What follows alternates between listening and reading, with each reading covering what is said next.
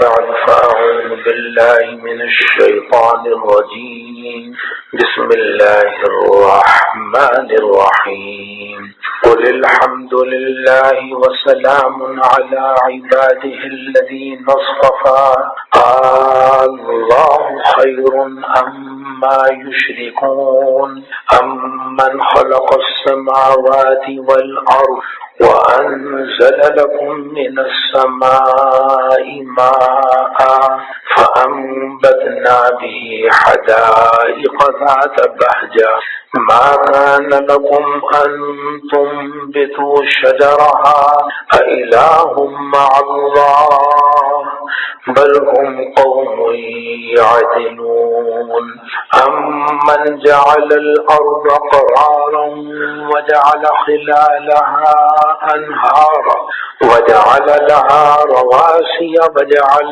بين البحرين حاجزا أإله مع الله بل أكثرهم لا يعلمون أمن يجيب المضطر إذا دعاه ويكشف السوء ويجعلكم خلفاء الأرض أإله مع الله قليلا ما تذكرون صدق الله مولانا العظيم۔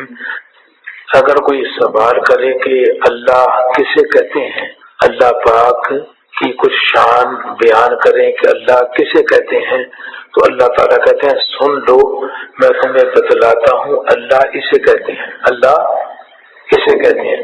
تو اس سے پہلے 20 پارے میں تو امن خلق السماوات سے پہلے خطبہ یہ دیا کہ آپ کہیے، اب یہ جو اوپر آیا تھا نا کہ ہم نے ان کو اور ان کے اہل والوں کو تو نجات دے دی، اللہ کے پیغمبر کو مگر ان کی بیوی کو قدرنا ہمیں غابرین، اور ہم نے ان کو تباہ کیا اور پتھروں کی بارش برسائی، اور کتنا برا یہ می تھا بارش تھی جو ان پر آیا۔ تو جب یہ ہلاک ہو گئے تو اے نبی کہہ دے الحمدللہ، جب یہ قوم ہلاک ہو گئی تو اے نبی کہہ دو، اور وسلام علی عبادہ الذین اصطفیٰ، اور اس کے ان بندوں پر سلام جن کو اس نے منتخب فرمایا۔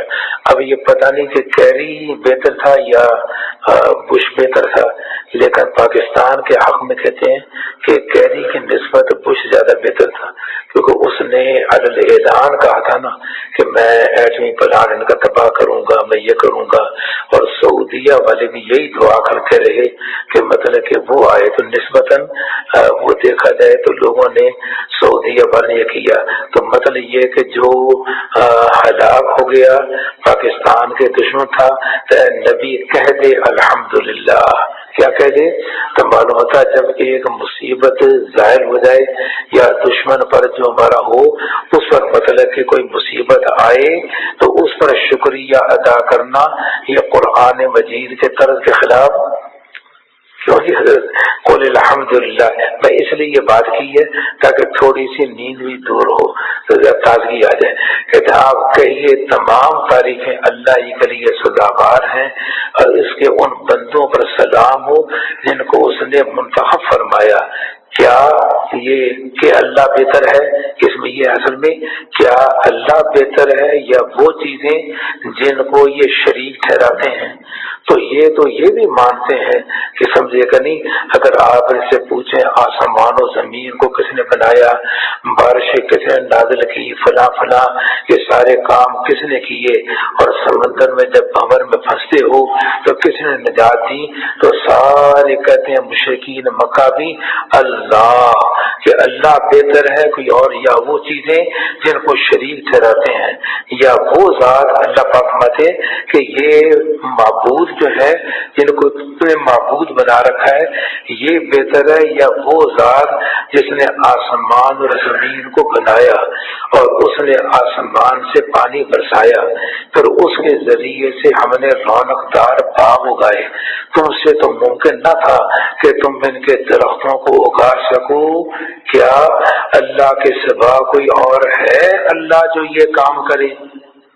کوئی ہے اللہ جو یہ فرماتا ہے یہ اللہ اسے کہتے ہیں جو یہ کرے، بلکہ یہ ایسے لوگ ہیں کہ خدا کے برابر یہ ٹھہراتے ہیں، یا وہ ذات جس نے زمین کو قرار گاہ بنایا اور اس کے درمیان نہریں بنائی، اس کے لیے پہاڑ بنائے اور دو دریاؤں کے درمیان ایک حد فاصل اور دو دریاؤں کے درمیان ایک حد فاصل بنائی، کیا اللہ کے ساتھ کوئی اور معبود ہے جو یہ کرے؟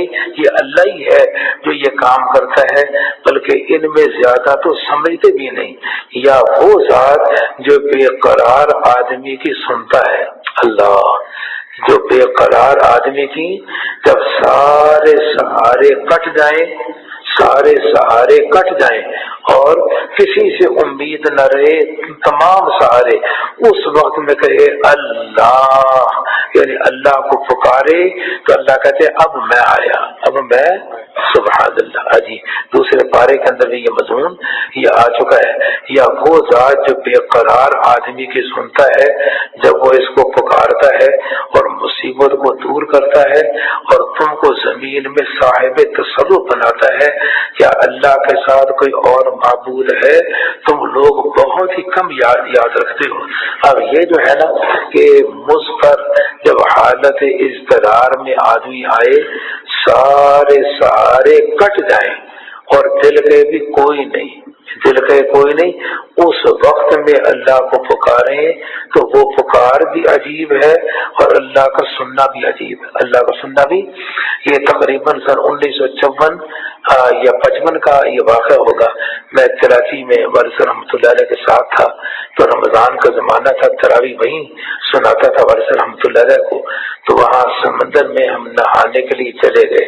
تو میں اب یہ راوی میں یا جہلم میں اور امرتسر میں ہماری 2 نہریں تھیں، ان میں ہم نہاتے رہے، تو تیراکی پر مطلب کہ جیسے کہتے ہیں نا ایک ناز سا تھا کہ لیکن یہ نہیں پتا تھا کہ سمندر کا پانی اور قسم کا ہوتا ہے اور دریاؤں کا پانی اور کہیں، اس کا علم نہیں تھا۔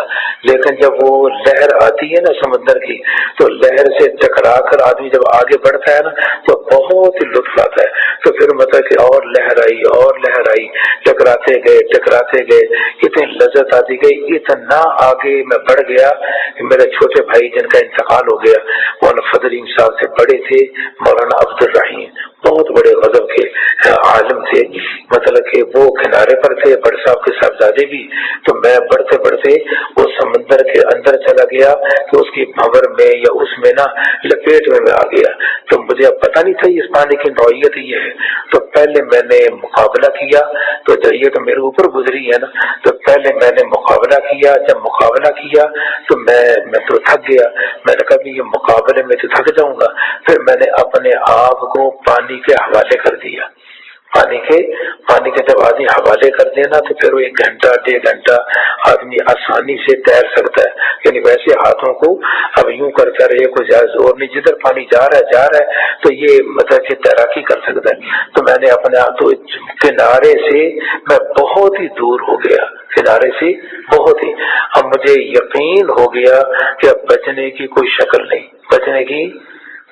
نہیں، اب میں بڑا پریشان، اور ادھر مجھے بھائی نے کہا ہم تو ادھر رو رہے تھے چیخیں مار کر کے کنارے پر، تو بہرحال ادھر یہ ہوا نا، تو مجھے یوں لگا دیکھنے جیسا کسی نے یہ کہا کہ یعنی محسوس ہوا کہ کہتا وہ یونس علیہ السلام والی وہ دعا کیوں نہیں پڑھتی، یہ جیسے کان میں کچھ محسوس ہوا کہ آواز سی آئی، تو میں نے کہا لا الہ الا انت سبحانک انی کنت من الظالمین۔ اب چند بھرا میں نے پڑھا ہوگا تو ایک چٹان آئی لہر کی، یعنی بہت بڑی چٹان، لہر کو اسے مجھے دھکا دیا کنارے کی طرف، پھر دھکا دیا کنارے کی طرف، پھر دھکا دیا کنارے کی طرف۔ اور عجیب اللہ کی شان ہے کہ جب تک میں پانی کے اندر رہا تو میں مطلب ہوش میں رہا، اور جب میں کنارے پر پہنچ گیا تو وہاں جا کے بے ہوش ہو گیا، پھر مجھے ہوش نہیں، وہاں جا کے اب بھائی بھی میرا وہاں، اور اس مقام پر تو مطلب یہ کہ اللہ تعالیٰ جب سارے سہارے کٹ جائے نا اور یقین ہو گیا کہ اب کوئی بچنے کی شکل نہیں، اب سوائے اللہ کے کوئی اور نہیں. اور یہ جملہ سبحان اللہ کتنا برکتوں والا یہ جملہ ہے. جب اس کو پڑھا تو اللہ تعالیٰ نے اور اسی لیے 17 پارے میں آپ نے پڑھا تھا نا کہ یونس علیہ السلام نے اندھیروں میں ہمیں پکارا. اندھیروں میں دریا کے مطلب کے اندر کا اندھیرا ہے، رات کا اندھیرا، مچھلی کے پیٹ کے اندر کا اندھیرا، ان ظلمات میں ہمیں پکارا لا الہ الا انت سبحانک. اور آگے لفظ کیا ہے وَكَذَلِكَ نُنْجِي الْمُؤْمِنِينَ. اسی طرح مومنین کو ہم نجات دیں گے کہ جب وہ بھی مشکل کے وقت میں یہ پڑھیں گے تو ان کو بھی ہم نجات دیں گے. اس نقطے کو میں نے وہاں بیان کیا تھا، لیکن یہ اپنا مشاہدہ آپ کو میں نے بتایا. تو والد رحمۃ اللہ علیہ نے والد کا تو انتقال ہوا تھا 61 میں، تو یہ 1 سال 12 سال مجھے چھوڑا نہیں. تو جب ملاقات ہوتی نا، مہینہ گزرتا یا اور گزرتا، کہتے ہیں اچھا آپ وہی ہیں نا جنہوں نے اپنے آپ کو سمندر میں پھینک دیا تھا، آپ وہی ہیں نا جنہوں نے ہمیں آپ کو سمندر میں پھینک دیا تھا. اس طرح بدل کے ذکر کرتے ہیں. اللہ تعالیٰ کی شان ہے، اس کلمے کی بڑی شان ہے. سارے سہارے کٹ جائیں، پوری توجہ سے اللہ کی طرف متوجہ ہو کر کے پکارو.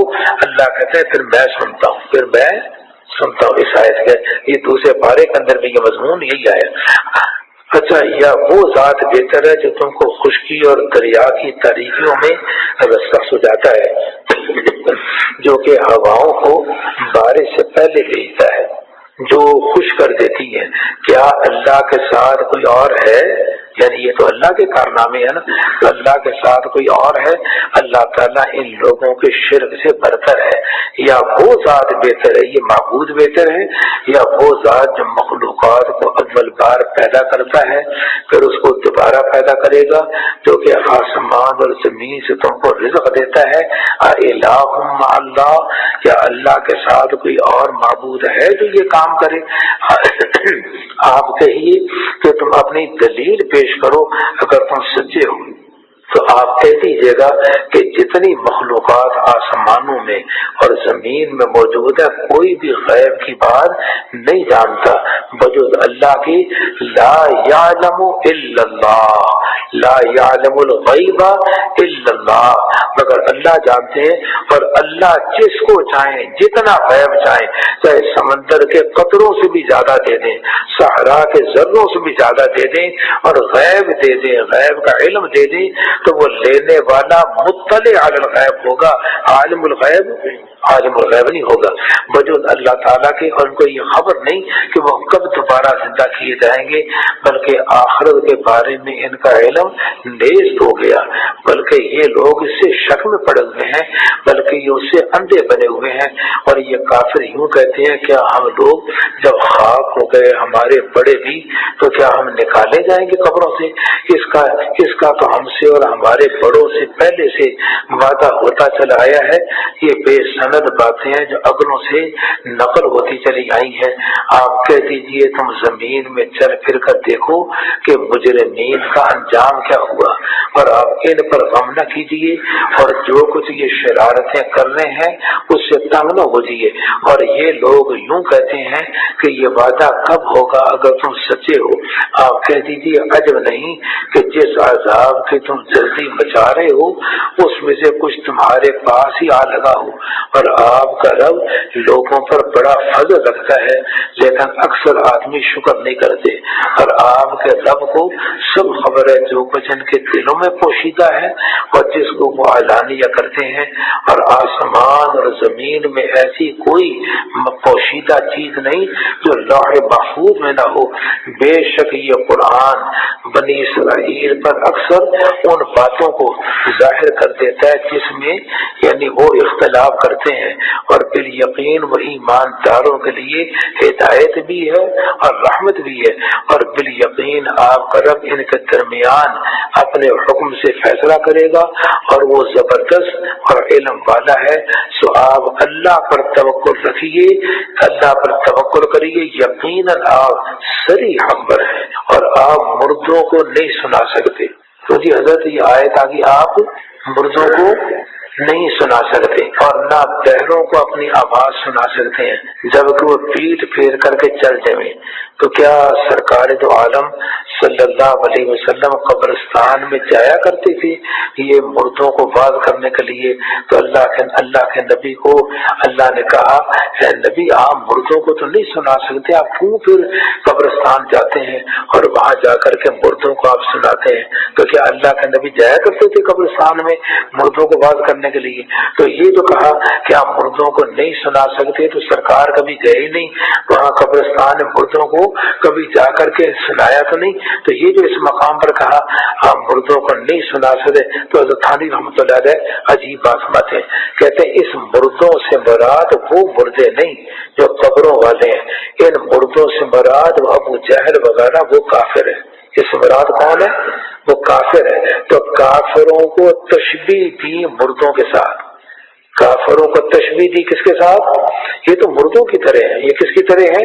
تو بلا آپ مردوں کو سنا سکتے ہیں؟ تو مطلب یہ ہے کہ آپ اگر مردوں کو جا کے واعظ کریں تو اس واعظ پر عمل کروائیں گے؟ نہیں نہ کرائیں گے۔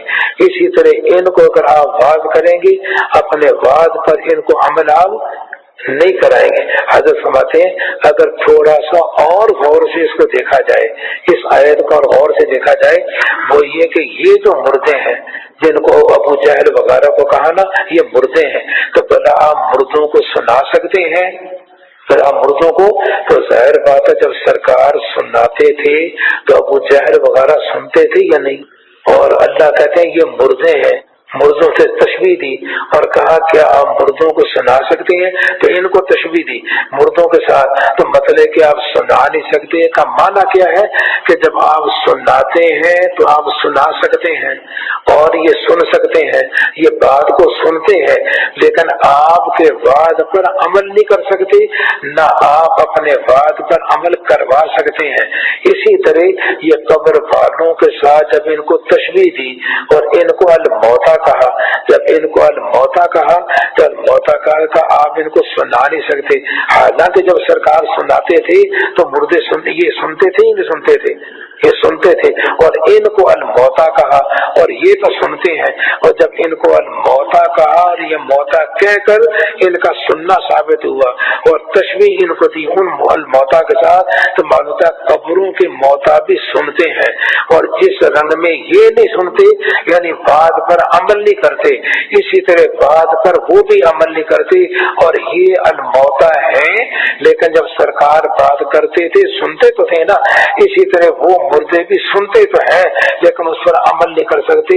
تو اس سے یہ کہنا کہ ثابت ہوتا ہے کہ مردے نہیں سنتے، کیونکہ قرآن کی آیت میں انک لا تسمع الموتى، تو حضرت فرماتے ہیں اگر غور کر کے دیکھا جائے تو یہ آیت اور دلیل بن گئی کہ مردے سنتے ہیں، یہ آیت اور دلیل بن گئی کہ مردے، کیونکہ ان کو تشبیہ دی کہ یہ الموتا ہے، ان کو کہا، اور ان کو جب سرکار سناتے تھے یہ سنتے تو تھے پر عمل نہیں کر سکتے تھے، تو جب ان کو الموتا کہا اور ان کے لیے سما ثابت ہے، معلوم ہوتا ہے موتا کے لیے سما ثابت ہے، اور جب موتا کے لیے سما ثابت ہے تو قبر والوں کے لیے، اس لیے جب آدمی جاتا ہے تو چہرے کے سامنے جا کر کے کھڑا ہوتا ہے، یہ پشت قبلے کی طرف کرتا ہے، یہ پشت ان کی طرف کرتا ہے، قبلے کی طرف کرتا ہے، تو قبلہ زیادہ اونچا اعلیٰ ہے یا یہ اعلیٰ ہے؟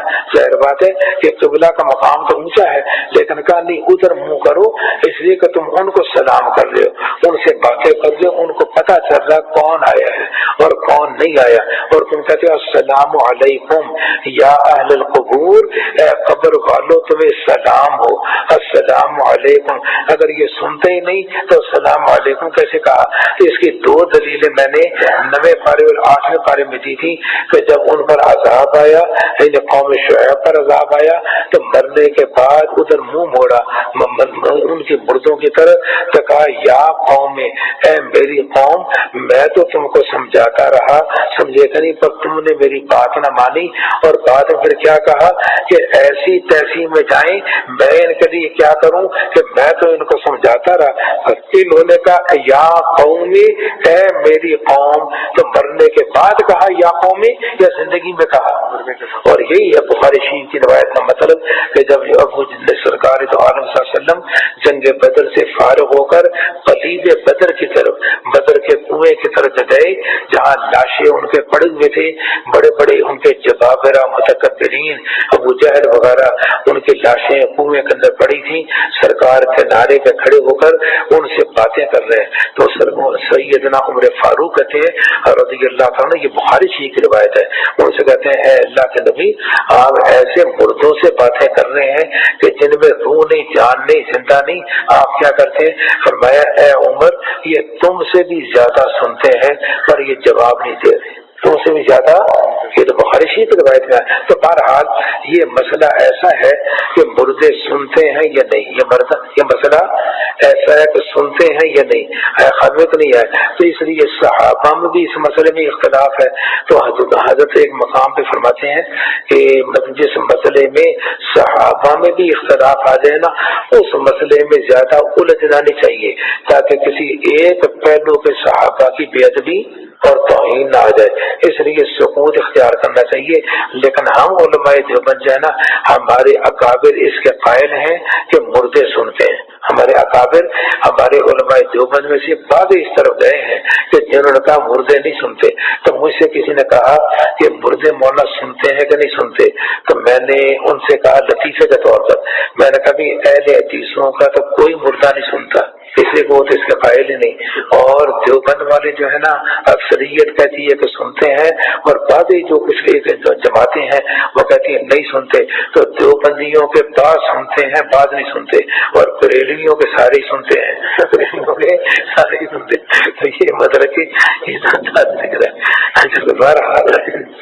तो आप मुर्दों को नहीं सुना सकते और न पहलों को अपनी आवाज सुना सकते हैं जब कोई पीठ फेर करके चलते, और न आप अंधों को उनकी गुमराही से रास्ता दिखलाने वाले।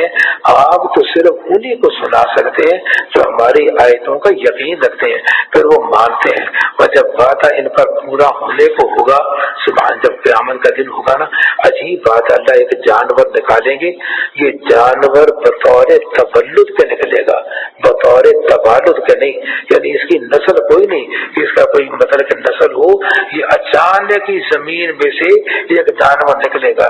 जब वादा इन पर पूरा होने को होगा तो हम इनके लिए जमीन से एक जानवर निकालेंगे, वो इनसे बातें करेगा क्या जी कि लोग हमारी आयतों पर यकीन न लाते थे। तो अल्लाह ताला असल में ये बुराई बयान करना चाहते हैं कि देखो क़यामत के दिन जानवर निकलेगा और वो बातें करेगा, तो जानवर की बातें तो तुम्हारी समझ में आएगी, उनको तो मानोगे, और नबियों की बातों को तुम मानते नहीं। तुम्हारी जहालत का भी अंदाजा लगाओ कि क्या तुम्हारी जहालत है। और जिस दिन हम हर उम्मत में से एक ग्रोह लोगों का जमा करेंगे जो मेरी आयतों को झुठलाया करते थे, तो उनको रोका जाएगा, यहाँ तक कि जब हाजिर हो जाएंगे तो अल्लाह ताला इरशाद फरमाएगा क्या तुमने मेरी आयतों को झुठलाया था, हालांकि तुम इनको अपने इहाता इल्मी में भी नहीं लाए, और भी क्या क्या काम तुम करते रहे। मौलाना गंगोई रहमतुल्लाह अलैह की एक बात याद आई। मौलाना गंगोई रहमतुल्लाह अलैह फरमाते हैं कि जिन हजरात के नजदीक मुर्दे सुनते हैं ना, समाए मौता है, उनके नजदीक कब्र वाले को जैसे कोई अल्लाह का प्यारा या वली या बुजुर्ग या अपना वालिदैन या कुछ और हो, उन कब्र वाले को ये कहना कि आप मेरे लिए दुआ करें, ये कहना जायज है। जिनके नजदीक सुनते हैं उनके नजदीक ये कहना, उनके नींद आ रही है ना, हाँ अच्छा, उनके नजदीक ये कहना जिनके सुनते हैं उनके लिए। अब देखो हजरत थानी रहमतुल्लाह अलैह अपना वाक़या खुद बयान करते हैं। जब लाहौर तशरीफ आए तो हजरत हजवेरी रहमतुल्लाह अलैह के मज़ार पर जब हजरत की फजर की नमाज़ पढ़ के, हजरत तो ये चिड़ियाघर के पास ही ठहरे हुए थे ना, मेरे बहनोई के अब्बा की कोठी में जो फिरोज संद वालों के सामने थी ना, तो वहीं ठहरे हुए थे। तो वो डॉक्टर साहब कार लाए, कहने लगे डॉक्टर साहब आए जरा हजरत के यहाँ हाजिरी दे दें। हजरत हजवेरी रहमतुल्लाह अलैह के तो अस्थानी रहमतुल्लाह अलैह वहां गए तो अल्लाह वालों की रूहानियत वालों की तो शान ही निराली होती है ना। दुआ करो अल्लाह ताला इनकी जूतियों के सदक़े में हमें भी रूहानियत का कुछ मजा दे दे, हमें भी रूहानियत का कुछ मजा दे दे। तो अस्थानी रहमतुल्लाह अलैह वहां गए और वहां जाकर के आंखें बंद की और मुराक़िब होकर के ना قبر کے پاس مطلب کہ قبر مبارک کے پاس مراقب ہو کر کے کھڑے ہو گئے. اب پتہ نہیں آدھا گھنٹہ یہ کتنا حضرت مراقب رہے سمجھے اور مراقبہ کرتے رہے. اس کے بعد جب آنکھیں کھولی نا تو یہ چھپا ہوا ہے. پہلے تو یہ تھانہ بھون میں یہ چھپا تھا, اتنی موٹی کتاب ہے, سفر نامہ لاہور اور سفر نامہ لکھنؤ, یہ دونوں سفر نامے چھپ گئے ہیں. اور بعد میں جامع شریفیہ نے بھی شائع کر دیا اسی کا فوٹو لے کر کے. تو مطلب کہ اس میں کیا لکھا, تو حضرت نے جب آنکھیں کھولی, آنکھیں کھولنا فرمایا کہ بہت بڑی شخصیت ہے, بڑے باروب ہیں, وفات کے بعد سلطنت فرما رہے ہیں. یہ 3 جملے حضرت نے فرمائے.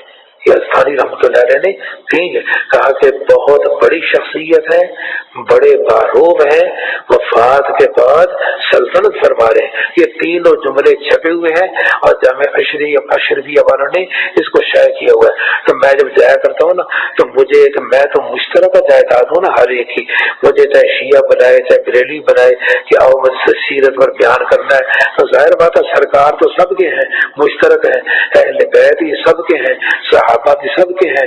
جب بلاتے ہیں تو میں چلا جاتا ہوں اور جا کے بیان کرتا ہوں. تو جب وہاں جا کر کے نا تو جب بریلویوں کے یہاں جاتا ہوں نا تو جب وہاں جا کر ایسی باتیں جب میں کرتا ہوں نا تو وہ کہتے ہیں کہ عجیب بات ہے, ہم تو دیوبند والوں کو کچھ اور سمجھتے تھے, یہ تو مطلب کہ اور بھی یہ تو ہم سے بھی آگے بڑھے ہوئے ہیں, ہم سے بھی.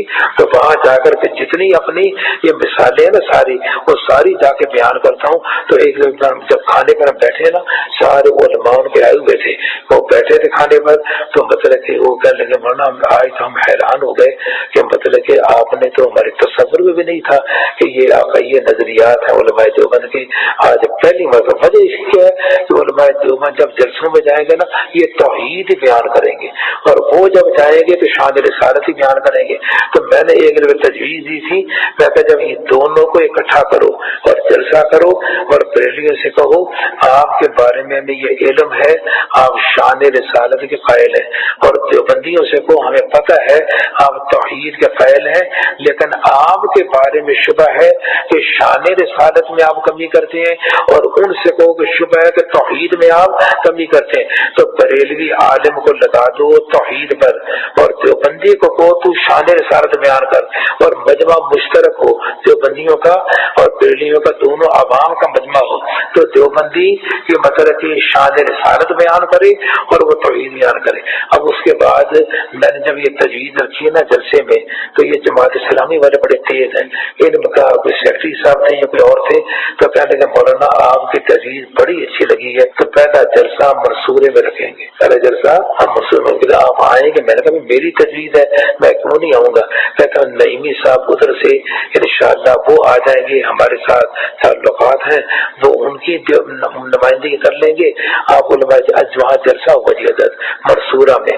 اب مطلب کہ دیوبندی بیٹھے ہیں, بریلی بیٹھے ہوئے ہیں. اب ظاہر بات ہے توحید کا کون انکار کرتا ہے. اب بریلی جب نماز پڑھتا ہے تو کیا کہتا نہیں اشہد اللہ الہ الا اللہ و اشہد ان محمدن عبدہ و رسولہ, میں گواہی دیتا ہوں اللہ کے سوا کوئی معبود نہیں, محمد صلی اللہ علیہ وسلم اللہ کے بندے اور اس کے رسول ہیں. اس سے بڑی توحید اور اس سے بڑی توحید کیا ہوگی. انہوں نے توحید پر بیان کی, جب توحید پر بیان کی نا تو اس کے بعد میرا نمبر آیا نا کہ میں شان رسالت بیان کروں.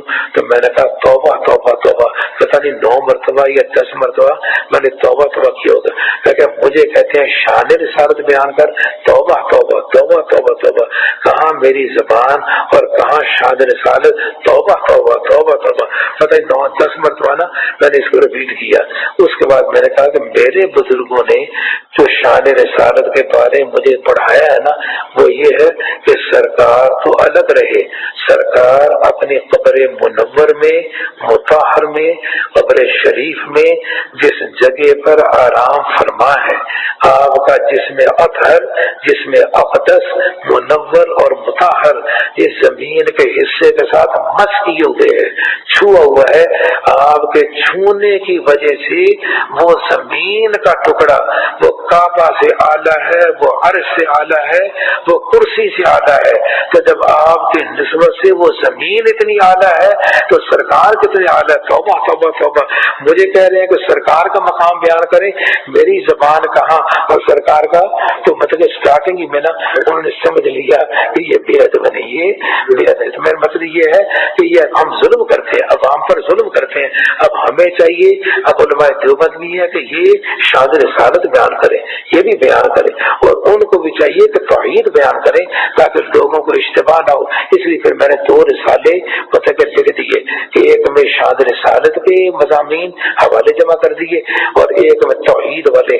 تو جو توحید والے ہیں وہ تو بریلویوں کو میں نے جمع کر دیے، شان رسالت والے علماء دیوبند کے، تو یہ دونوں کتابیں جو ہے نا، یہ شان رسالت والے تو میں دیوبند والوں کو وہ رسالہ دے دیتا ہوں، اور توحید والے میں دیوبند والوں کو دیتا ہوں کہ تم کہتے جی بریلوی قائل نہیں، دیکھو یہ تو اتنے قائل ہیں، یہ تو اتنے وغیرہ وغیرہ۔ بہرحال اللہ تعالیٰ دعا کرو اللہ امت میں جوڑ پیدا کر دے، جیسا ہمارے بزرگوں نے 33 علماء نے جوڑ پیدا کیا۔ اب شیعہ بھی، سنی بھی، دیوبندی، بریلوی، اہل حدیث، مشرقی پاکستان، مغربی پاکستان، کراچی میں اجتماع ہوا اور 33 علماء نے مل کر کے یہ کہہ دیا دستخط موجود ہے، ابھی تک اصل دستخط بھی ہمارے پاس موجود ہے، اس میں مطلب یہ لکھ دیا کہ ہمارا اسلامی نظام میں تو کوئی جھگڑا نہیں، قرآن و سنت کا نظام لاؤ، ہماری تو چھوٹی موٹی باتوں میں ہے کہ اس عبارت کا یہ معنی یا یہ معنی، لیکن قرآن و سنت میں تو کسی کا بھی جھگڑا نہیں۔ اب قرآن و سنت کا نظام لائیں اور یہ 22 نکات ہیں، اس کی روشنی میں یہ اصول ہے، اس کی روشنی میں قانون سازی کریں۔ اب سب تصور کرتے ہیں ہمارا کوئی جھگڑا نہیں۔ اب اس دور کے علماء نے اپنا حق ادا کیا اور ایسے چوٹی کے علماء تھے کہ جن کی مثالیں اب نہیں ملتی۔ اللہ کا میں کہتا ہوں اللہ ہم سب کو اسلامی نظام کے لیے اللہ تعالیٰ اکٹھا کر دے، اور جب اسلامی نظام آ جائے گا نا کہ چھوٹی موٹی باتیں جو ہے نا انشاءاللہ پھر وہ دیکھی جائیں گی، کوئی ایسی بات نہیں، لیکن اصل بات تو اسلامی نظام ہے۔ اللہ تعالیٰ ہمیں صحیح سمجھ عطا فرمائے۔ تو بہرحال آگے فرماتے ہیں کہ اس کے بعد یوم نحشر، یہی تھے نا وہ یوم نحشر، اور جس دن ہم ہر امت میں سے ایک ایک گروہ ان لوگوں کا جمع کریں گے جو میری آیتوں کو جھٹلایا کرتے تھے، پھر ان کو روکا جائے گا۔ مجمع زیادہ ہوگا نا کہ ٹھہر جو بھی پیچھے والے بھی آ جائیں، یہاں تک کہ جب حاضر ہو جائیں گے تو اللہ تعالیٰ ارشاد فرمائے گا کیا تم نے میری آیتوں کو جھٹلایا تھا، حالانکہ تم ان کو اپنے احاطہ علمی میں بھی نہیں لائے، اور بھی کیا کیا کام کرتے رہے، اور ان پر وعدہ پورا ہو گیا اس وجہ سے کہ انہوں نے زیادتیاں کی تھی، سو وہ لوگ بات بھی نہ کر سکیں گے۔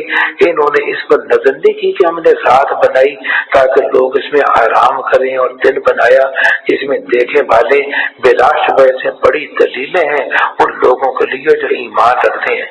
اور جس دن سور میں پھونک ماری جائے گی تو جتنے آسمان اور زمین میں ہے سب گھبرا جائیں گے، اور حجی مگر جس کو خدا چاہے تو پہلے جب پھونک ماری جائے گی تو جتنے زندہ ہیں سارے کے سارے مطلب کہ ان پر موت طاری ہو جائے گی، مر جائیں گے، اور بعد میں دوبارہ جب پھونک ماری جائے گی تو سارے آدم علیہ السلام سے لے کر سارے قبروں سے نکل پڑیں گے، سمجھے کہ نہیں؟ سو جتنے آسمان اور زمین میں سب گھبرا جائیں گے مگر جس کو خدا چاہے، اور سب کے سب اسی کے سامنے دبے جو کہ حاضر رہیں گے۔ اور تو پہاڑوں کو ایسی حالت میں دیکھ رہا ہے کہ جس میں مطلب کہ تجھ کو خیال ہوتا ہے کہ یہ جنبش نہ کریں گے، حالانکہ وہ بادلوں کی طرح اڑے اڑے پھریں گے، جیسا سورہ بارے میں یہ مضمون آ چکا ہے۔ پھر یہ خدا کا کام ہوگا، اس لیے ہر چیز کو مضبوط بنا رکھا ہے۔ یقینی بات ہے اللہ تعالیٰ کو تمہارے سب افعال کی پوری خبر ہے، تو جو شخص نیکی کا کام کرے نیکی لائے گا اس شخص کو اس سے بہتر بدلہ ملے گا، اور 8ویں پارے میں آیا تھا کہ 10 گنا ملے گا، اور وہ لوگ بڑی گھبراہٹ سے اس روز امن میں رہیں گے۔ اور جو شخص بدی لائے گا تو وہ لوگ اوندے منہ آگ میں ڈال دیے جائیں گے۔ تم کو تو اپنے ہی عملوں کی سزا دی جا رہی ہے جو تم کیا کرتے تھے، مجھ کو تو یہی حکم ملا ہے۔ اب پوری صورت کا خلاصہ 3 چیزیں ہیں نا، توحید ہے، رسالت ہے، قیامت ہے، اس پر مضمون پر، تینوں مضمونوں پر صورت کو ختم کرتے ہیں کہ مجھ کو یہی حکم ملا ہے کہ میں اس شہر کے مالک کی عبادت کیا کروں جس نے اس کو محترم بنایا، اور سب چیزیں اسی کی، اور مجھ کو یہ حکم ہوا ہے کہ میں فرما بردار رہوں، اور یہ کہ میں قرآن پڑھ پڑھ کر کے سناؤں۔ سو جو شخص راہ پر آئے گا सो अपने फायदे के लिए राह पर आएगा, और जो इसे गुमराह रहेगा तो आप कह दीजिए मैं तो उसे डराने वाले पैगंबरों में से हूँ, तो नबूवत का जिक्र भी आ गया। और आप कह दीजिए सब खूबियाँ खालिद अल्लाह ही के लिए साबित है, वो तुमको अन करीब अपनी निशानियां दिखलाएगा, सो तुम उनको पहचानोगे, और आपका रब उन कामों से बेखबर नहीं है जो तुम सब लोग कर रहे हो। आगे सूरह मसद ये मक्किया है, इसमें आ गया ज्यादातर ये मूसा अलैहिस्सलाम का वाक़या। तासीम मीम ये किताब वाज़े की आयतें हैं। अल्लाह ताला कहते हैं हम आपको मूसा और फिरौन का कुछ किस्सा ठीक ठीक पढ़ करके सुनाते हैं। कौन कहता है पढ़ के सुनाते हैं?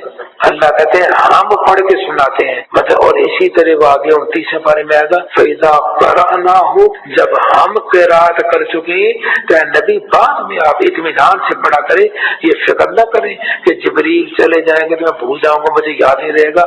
हमारी जिम्मेदारी है आपके सीने में डालना। तो नतलू का हम तिलावत करें है जी, जब हम क़िराअत करें, और तब कुरान मजीद कलाम के रंग में उतरा और आसमानी किताबें किताब के रंग में उतरी। ये बहस पहले आ चुकी है। अब आपको मूसा और फिरौन का कुछ किस्सा पहले इजमाल फिर तफसील आएगी। कुछ किस्सा ठीक ठीक पढ़ करके सुनाते हैं उन लोगों के लिए जो कि ईमान रखते हैं। फिरौन सरजमीन में बहुत बढ़ चढ़ गया था, तकब्बुर करता था। उसने वहां के बाशिंदों को मुख्तलिफ किस्में कर रखा था। उनमें से एक जमात का जोर घटा रखा था, उनके बेटों को जबा करता था, कराता था, उनकी औरतों को जिंदा रहने देता था। वाकई वो बड़ा मुफसिद था। और हमको ये मंजूर था कि जिन लोगों का जमीन में जोर घटाया जा रहा है इसराइलियों का, जी हम उन पर एहसान करें और उनको पेशवा बनाए और इनको मालिक बनाए और इनको जमीन के अंदर इनको हुकूमत दे दें। और फिरौन और हामान और उनके ताबईन को इनकी जानब से वो वाक़यात दिखलाएं जिनसे वो बचाव कर रहे थे। और हमने मूसा की वालिदा को जब बच्चे ज़िबा हो रहे थे ना, तो जब ये कहा जब खतरे का वक्त आए ना, हज़रत मूसा अलैहिस्सलाम को बच्चे के जब ये ज़िबा करने वाले आए या पता चले कि आने वाले हैं, तो संदूक में डाल करके ना दरियाए नील में डाल देना। कहाँ डाल देना? दरियाए नील में डाल देना। फिर मैं जानूं और संदूक जाने और मूसा अलैहिस्सलाम फिर वो जाने, तू ऐसा करना। हमने इल्हाम किया, हमने ख्वाब के तौर पे कहा, हमने फरिश्ता भेजा, जिस तरह भी अल्लाह को मंजूर हुआ। हमने मूसा की वालिदा को इल्हाम किया कि तुम इनको दूध पिलाओ। फिर जब तुमको इनकी निस्बत अंदेशा होना कि अब वक्त आगे कहीं जमा ना कर दे, इनको दरिया में डाल देना। ना तो अंदेशा करना ना गम करना, बिल्कुल बेफिक्र। और हम जरूर इनको फिर तुम्हारे पास वापस ले आएंगे, इसी घर में आएंगे और इनको पैगंबर बनाएंगे। तो फिरौन के लोगों ने मूसा को उठा लिया। कहते कि वही जो नहर दरियाए नील का एक हिस्सा नहर का महल की तरफ जा रहा था ना, उसमें मतलब कि वो गया तो मूसा को उठा लिया, कहा कि वही लोगों के लिए दुश्मन और गम का बायस बने। यानी अंजाम ये हुआ कि ये दुश्मन बने। बिलाशुबा फिरौन और हामान और इनके मानने वाले बहुत चूके। और फिरौन की बीबी ने कहा ये मेरी और तेरी आंखों की ठंडक है। जैसा 16 पारे में आ गया ना, मूसा तेरे चेहरे पर हमने मोहब्बत की तजल्ली डाल दी थी कि तुझे जो देखे समझे कि नहीं वो तेरे ऊपर आशिक हो जाए। इसको कत्ल मत करो। कहने लगी अजब नहीं, हमको कुछ फायदा पहुंचा दे या हम इसको बेटा ही बना ले। और इन लोगों को खबर न थी। और मूसा की वालिदा का दिल बेकरार हो गया। करीब था तो मूसा का हाल वो जाहिर कर देती। अगर हम उनके दिल को इस गरज से मजबूत न रखते कि ये यकीन किए रहे। इन्होंने मूसा की बहन से कहा जरा मूसा के सलाम तो लगा, दूर दूर से उस संदूक के साथ जरा चल। तो इन्होंने मूसा को दूर से देखा और उन लोगों को खबर न थी। और हमने पहले मूसा पर दूध पिलाइयों की बंदिश कर रखी थी। जो दूध पिलाने वाली आए किसी का दूध पीते नहीं थे। सो वो कहने लगी कि मैं तुम लोगों को किसी ऐसे गिराने का पता बताऊं जो तुम्हारे लिए इस बच्चे की परवरिश करे और वो इसकी खैर खाई करे।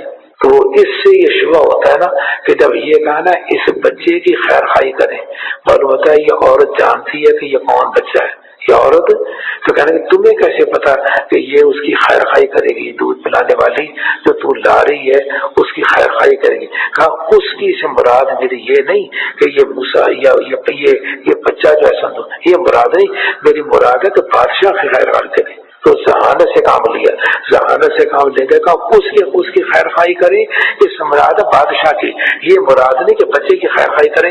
تو ذہانت سے پایا پلٹ دیا۔ غرض ہم نے موسیٰ کو ان کی والدہ کے بعد پہنچا دیا، اور جب وہ آئی نا ان کا دودھ ایک دم پینا شروع کر دیا۔ تو موسیٰ کی والدہ کہنے لگی کہ میں اس شرط پہ دودھ پلاؤں گی کہ میں اپنے گھر اس کو لے جاؤں گی، دودھ پلاؤں گی۔ وہ شرط کو مان گئے۔ اللہ نے پہلے کہہ دیا تھا ہم اس کو تیرے گھر میں لوٹائیں گے۔ اب گھر میں موسیٰ علیہ السلام اور فرعون کی طرف سے اب یہ دودھ پلا رہی ہیں اور والدہ پلا رہی ہیں۔ ان کے والدہ کے بعد واپس پہنچا دیا تاکہ ان کی آنکھیں ٹھنڈی ہوں، تاکہ غم میں نہ رہیں، تاکہ اس بات کو جان لے اللہ تعالیٰ کا وعدہ سچا ہے۔ لیکن اکثر لوگ یقین نہیں رکھتے، اور جب اپنی بڑی جوانی کو موسیٰ پہنچے اور درست ہو گئے تو یہ نبوت نہیں، ہم نے ان کو حکمت اور علم عطا فرمایا، یہ علاوہ نبوت کے، اور ہم نیکوں کاروں کو یوں ہی صلہ دیا کرتے ہیں۔ اور موسیٰ شہر میں ایسے وقت پہنچے کہ وہاں کے باشندے بے خبر تھے، تو انہوں نے وہاں دو آدمیوں کو لڑتے دیکھا۔ ایک تو ان کی برادری میں کا تھا نا اسرائیلی، اور ایک قبطی تھا اور فرعونی، اور دوسرا ان کے مخالفین میں سے تھا۔ سو وہ جو ان کی برادری کا تھا اس نے موسیٰ سے اس کے مقابلے میں جو کہ ان کے مخالفین میں سے تھا مدد چاہی، تو موسیٰ نے اس کو زور سے مکہ مارا، سو اس کا کام ہی تمام کر دیا۔ تو موسیٰ کہنے لگے یہ تو شیطانی حرکت ہو گئی کہ مجھے کیا پتا تھا مکہ سے مر جائے گا۔ تو بے شک شیطان کھلا دشمن ہے، غلطی میں ڈال دیتا ہے۔ حالانکہ جو کافر حربی ہونا جن سے جنگ جاری ہو یا جن کے امن وغیرہ میں نہ ہو ان کو مارنا جائز ہے، لیکن موسیٰ علیہ السلام ظاہری اعتبار سے دیکھا کہ یہ بہتر کام نہیں ہوا، خلاف بہتر، لیکن نبی کی شان اتنی اونچی ہوتی ہے، جیسا 16 پارے کے 17 رکوع میں نے کہا تھا، اتنی اونچی ہوتی ہے کہ جو چیز گناہ نہ ہو خلاف اولا ہو ان کی طرح نسبت کر کے دیکھیں تو ان کی عظمت اتنی اونچی ہے کہ وہ بھی گناہ دکھلائی دیتی ہے۔ وہ بھی کیا دکھلائی دیتی ہے؟ عرض کیا اے میرے پروردگار مجھ سے قصور ہو گیا، آپ معاف کر دیجیے۔ سو اللہ تعالیٰ نے معاف کر دیا، بلا شبہ وہ بڑا غفور رحیم ہے۔ موسیٰ نے عرض کیا اے میرے پروردگار چونکہ آپ نے مجھ پر انعامات فرمائے ہیں سو کبھی میں مجرموں کی مدد نہ کروں گا۔ پھر موسیٰ کو شہر میں صبح ہوئی، اگلے دن خوف اور وحشت کی حالت میں اچانک وہی شخص جس نے کل گزشتہ میں ان سے امداد چاہیے تھی نا، پھر ان کو پکار رہا، پھر وہ لڑ رہا تھا کسی سے، مدد کو پکارا۔ موسیٰ ان سے فرمانے لگی بے شک تو سری بدرا ہے، معلوم تھا تو ہی جھگڑالو ہے، جھگڑا کرتا ہے۔ تو جب موسیٰ نے اس پر ہاتھ بڑھایا جو دونوں کا مخالف تھا یعنی فرعونی، تو پہلے اس کو مارا۔ اب یہ سمجھے کہ اس کو مارنے کے بعد پہلے جملہ ایسا کہہ چکے ہیں تو ہی بڑا ایسا ہے، اب میری شامت آنے والی ہے، مجھے بھی ماریں گے۔ اس نے کیا کہا ہے موسیٰ؟ وہ اسرائیلی کہنے لگا ہے موسیٰ کیا مجھ کو بھی قتل کرنا چاہتے ہو جیسا کل ایک آدمی کو قتل کر چکے ہو؟ اور سراغ لگ گیا کہ کل کا قاتل کون ہے، کل کا قاتل یہ خبر تو ہے جی بس تم دنیا میں اپنا زور بٹھلانا چاہتے ہو اور صلح کروانا نہیں چاہتے۔ ہمیں ہوتا ہے کہ اب خبر جب مشہور ہوگی نا تو قاتل کو تو ڈھونڈ رہے تھے اور ایک شہر کے کنارے سے دوڑے ہوئے آئے اور گلیوں میں سے ہوتے ہوئے نا شارٹ کٹ راستہ اختیار کیا، کہنے لگے اے موسیٰ اہل دربار آپ کے متعلق مشورہ کر رہے ہیں کہ آپ کو قتل کر دیں، فوراً نکل جائیے، میں آپ کی خیر خواہی کر رہا ہوں۔ بس موسیٰ وہاں سے نکل گئے خوف اور وحشت کی حالت میں، اب پتہ نہیں کدھر جا رہے ہیں۔ کہنے لگے اے میرے پروردگار مجھ کو پتہ نہیں، مجھ کو ان ظالموں سے بچا لیجئے، اب جدھر چاہے مجھے لے جائیں۔ اور جب موسیٰ مدین کی طرف ہو لیے اللہ نے ادھر لگا دیا تو کہنے لگے امید ہے میرا رب مجھ کو سیدھا رستہ چلائے گا۔ اور جب مدین کے پانی پر پہنچے تو اس پر آدمیوں کا ایک مجمع دیکھا جو کنویں میں سے پانی ڈور سے نکال رہا تھا، پانی پلا رہے تھے۔ اور ان لوگوں کے سے ایک طرف کو دو عورتیں دیکھی کہ اپنے آپ کو روکے کھڑی تھی کہ یہ चरवाहे चले जाएं तो जब औरतें आ जाएं तो फिर हम पानी निकालें। मूसा ने पूछा तुम्हारा क्या मतलब है? वो दोनों बोली हम इस वक्त तक पानी नहीं पिलाते जब तक ये चरवाहे पानी पिलाकर हटाकर न ले जाएं। और हमारे बाप वो चूंकि बूढ़े हैं ना, इसे वो तो आ नहीं सकते तो मजबूरन हमें आना पड़ता है। पर मूसा ने एक लिए पानी पिलाया, फिर हट करके साए में जा बैठे, फिर दुआ की, ऐ मेरे परवरदिगार जो नेमत भी आप मुझको भेज देना, मैं फकीर हूँ, भूख बड़ी लगी है खाने को, जाता मैं फकीर हूँ, जो नेमत भी आप खिला दें। सो मूसा के पास एक लड़की दोनों में से अब्बा के पास जब पानी लेकर गई ना तो अब्बा ने कहा होगा ना आज जल्दी आने की वजह क्या? उन्होंने कहा जी एक फरिश्ता शबद इंसान मिला, उसने पानी हमें पिलाया, तो मान लगे कि चलो उसको पिलाओ, समझेगा नहीं, उसकी मतलब दावत करें। सो मूसा के पास एक लड़की आई, शर्माती हुई चलती थी, कहने लगी कि मेरे वाले तुमको बुलाते हैं ताकि तुमको इसका सिला दें जो तुमने हमारी खातिर पानी पिलाया। सो जब उनके पास पहुंचे और उनसे तमाम हाल बयान किया तो उन्होंने कहा अंदेशा न करो कि तुम जालिम लोगों से बचाओ, क्योंकि ये मदियन का जो इलाका था ना, ये शुएब अलैहिस्सलाम का जो मदियन का इलाका, ये फिरौन की हुदूद सल्तनत से बाहर था। तो जब इनको खाना खिलाने लगे ना, इन्होंने कहा आऊज़ु बिल्लाह, मैं अल्लाह की पनाह में आता हूँ कि मैं एक खिदमत का बदल लूँ। उन्होंने कहा नहीं, ये बदल के तौर पर नहीं, ये हमारी खानदानी रिवाज है, हम समझे कि नहीं, हम नबियों का शुएब अलैहिस्सलाम थे ना, हमारा खानदानी रिवाज है कि हम मेहमान नवाजी किया करते हैं, चाहे कोई खिदमत करे या खिदमत न करे। उन्होंने कहा अंदेशा न करो तुम सा। अच्छा, एक लड़की ने कहा अब्बा जान आप इनको नौकर रख लीजिए ना, आप बूढ़े हो गए, अब हम बड़ी उम्र की हो गई है, अब बाहर निकलना हमारे लिए बेहतर नहीं, क्योंकि अच्छा नौकर वो शख्स होता है जो मजबूत भी हो और अमानतदार भी हो, काम करने की सलाहियत भी हो और बेईमान न हो जी, अमानतदार भी हो। अमानतदार, ये दो सिफतें जिसमें आए उसको मुलाज़िम रखना चाहिए। वो कहने लगे मैं चाहता हूँ कि इन दो लड़कियों में से एक को तुम्हारे साथ बया दूं, जिसके बारे में तू मुतय्यन करेगा ना कि इससे तो वो मुतय्यन हो जाएगी। क्योंकि अगर इजमाली रखे ना कि दो में से एक से निकाह होगा तो यूं निकाह नहीं होगा, एक को मुतय्यन करना पड़ेगा कि मैं चाहता हूँ दो में से एक से निकाह कर दूं, यानी जिसको तुम मुतय्यन करेगा उससे निकाह होगा। इस शर्त पर कि तुम 8 साल मेरी बकरियां चराओगे, नौकरी करोगे। ये हमारी शरीयत के अंदर भी बकरियों का चराना महर बन सकता है। फिर अगर हजरत लिखते फिर जवेदी, फिर अगर तुम 10 साल पूरे कर दो तो ये तुम्हारी तरफ से एहसान होगा, मेरी तरफ से ज़ाब्ते में 8 साल है, तो लेकिन इन्होंने 10 ही साल पूरे किए और मैं तुम पर कोई मुशक्कत डालना नहीं चाहता, तुम मुझको इंशाअल्लाह खुश मामला पाओगे, मैं मुलाज़िमों के साथ सख्ती ज्यादा करने वाला नहीं।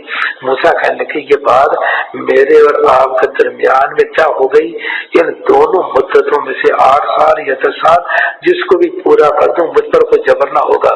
और वल्लाहु अला मा नक़ूल वकील, और वादे कहा करते हैं ना अल्लाह वकील, अल्लाह वकील, यानी जो बात तय हो जाए यानी अल्लाह गवाह है। असल जुमला क्या है, और जो बात चीज हम कर रहे हैं ना वादा किया है, वल्लाहु अला मा नक़ूल वकील। और जब मूसा इस मुद्दत को पूरा कर चुके और अपनी बीवी को लेकर रवाना हुए तो इनको कोई तूर की तरफ से एक आग दिखलाई थी। उन्होंने अपने घर वालों से कहा कि तुम ठहरे रहो, मैंने एक आग देखी है, शायद मैं तुम्हारे पास वहां से कुछ खबर लाऊं या कोई आग का अंगारा लेकर के आऊं ताकि तुम सेक लो या रास्ते का पता चल जाए, जैसे सोने पारे में आया था। सो जब इस आग के पास पहुंची तो इनको इस मैदान के दानी जानब से उस मुबारक मकाम में एक दरख्त में से आवाज आई। अब दरख्त जो है ना बिल्कुल सब्ज और उसमें आग लगी है, तो सब्ज दरख्त में आग लगी है तो पता चल गया ये अल्लाह की कुदरत है। किसकी कुदरत है? और उसमें से जब कलाम आया और उसका कुदरत खुदाबंदी बोल रही है, एक दरख्त में से आवाज आई, ए मूसा मैं अल्लाह रब्बुल आलमीन हूं और ये कि तुम अपना आसा डाल दो। सो इन्होंने जब उसको लहराता हुआ देखा जैसा पतला सांप होता है कि यहाँ जानवर आ गया वहां अजगहा आ गया, इसकी तशरीह मैं पहले कर चुका हूँ, तो पुष्ट फेर करके भागे और पीछे मुड़ करके भी ना देखा। अल्लाह ने कहा मूसा आगे आओ और डरो मत, तुम अमन में रहोगे। तुम अपना हाथ गरेबान के अंदर डालो, वो बिला किसी मर्द की निहायत रोशन होकर के निकलेगा।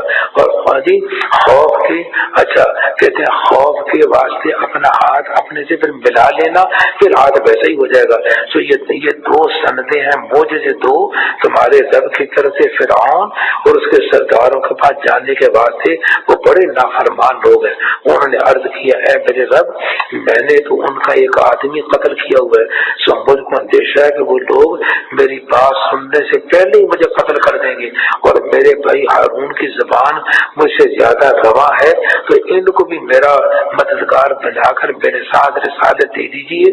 वो मेरी तस्दीक करेंगे तो कम बदल का एक तो हाँ मिलाने वाला हो, तो मुझको अंदेशा है कि वो लोग मेरी तकजीब करेंगे। ये वारिस रहमतुल्लाह जुमला कहा करते थे कि एक को तो भेजे कम मतलब मैं बात करूं या बात करूं, तो एक तो कम मतलब कम हाँ में हाँ, ये वारिस का जुमला है। अच्छा इरशाद हुआ कि हम अभी तुम्हारे भाई को तुम्हारा कुव्वत बाजू बनाए देते हैं और हम तुम दोनों के खास शौकत अता करते हैं, जिससे लोगों को तुम पर तसल्लुत न होगी। हमारे मौजूदे लेकर जाओ तुम दोनों, और जो तुम्हारा पैरोकार होगा गालिब रहोगे। और जब उन लोगों के पास मूसा हमारी सारी दलीलें लेकर के आए तो इन लोगों ने कहा ये तो महज एक जादू है कि जो खड़ा गया है, और हमने ऐसी बात कभी नहीं सुनी कि हमारे अगले बाप दादों के वक्त में हुई हो।